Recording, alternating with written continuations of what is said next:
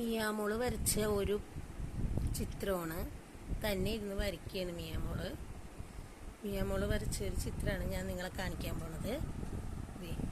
വരച്ചുകൊണ്ടിരിക്കുകയാണ് ചിത്രം.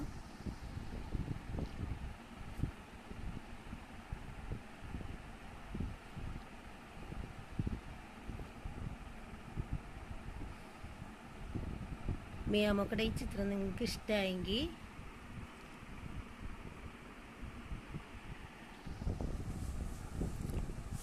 സബ്സ്ക്രൈബ് ചെയ്യണം, ലൈക്ക് ചെയ്യണം, ഷെയർ ചെയ്യണം.